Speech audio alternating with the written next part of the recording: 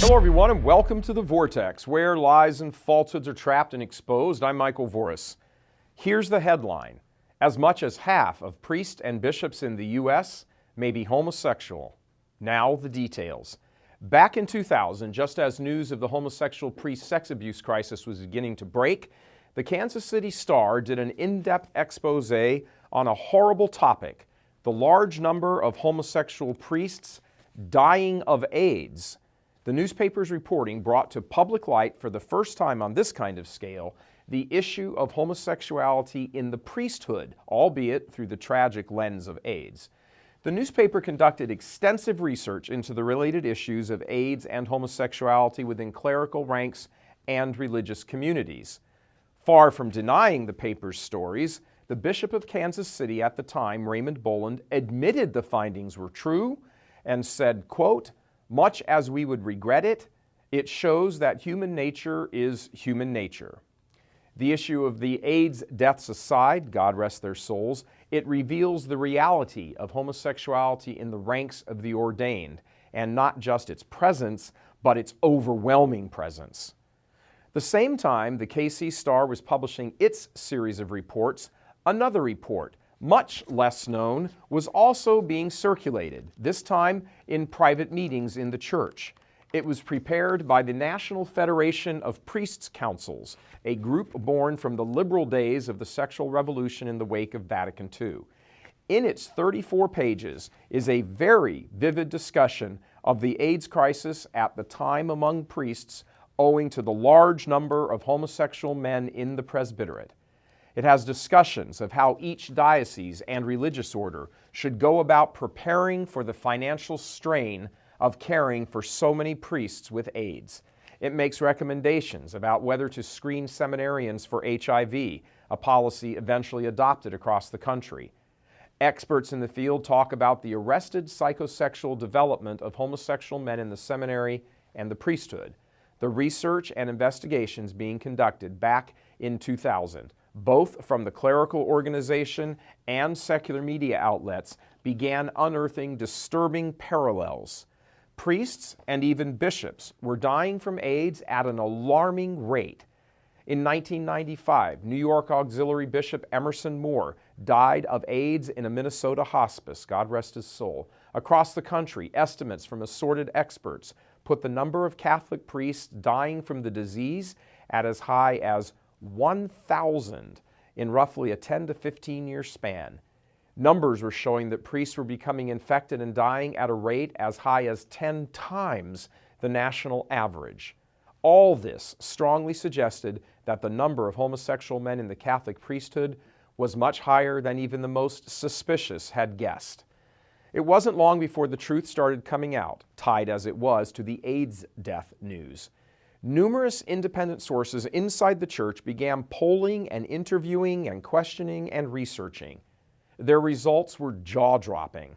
One survey done by a New Jersey Franciscan priest and researcher revealed that 45% of 500 priests surveyed volunteered that they were gay and that 1 in 4 of them had AIDS, proving a rampant promiscuity. Over the years, a large number of surveys, polls, and research have produced a wide range of estimates of the percentage of men in the ranks of the ordained who are homosexual, as low as 15%, all the way up to 58%. Now that compares to an overall national percentage of about 1.5%. Even if the lowball estimate of 15% of priests are gay is right, it would still be 10 times the national average.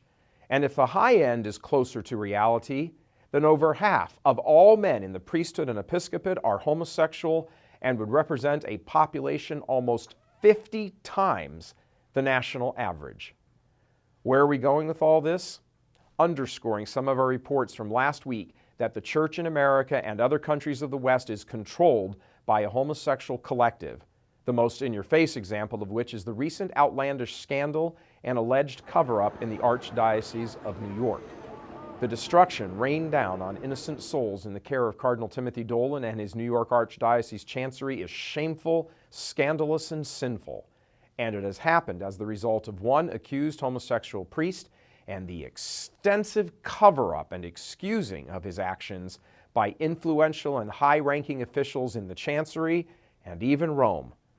This week's Mic'd Up episode begins to unravel that cover-up and peer more closely at the civil case, the ecclesiastical case, as well as a potential criminal case, which could bring this whole sordid mess crashing to a conclusion.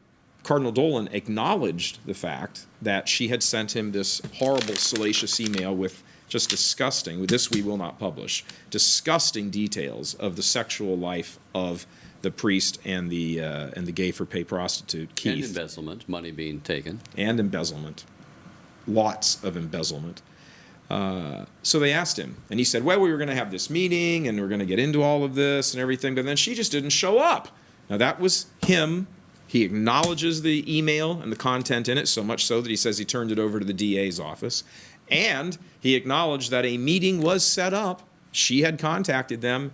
And then he says, oh, well, you know, she just didn't show up. And I want to make sure that the New York Archdiocese hears this coming from this studio right now. We know, and we know that you know, that there are homosexual priests living with their gay lovers in various rectories in the Archdiocese of New York. We know that. You know that. You know that we know that. And when we're done with this case, or as we continue this case, we're coming after every one of those too.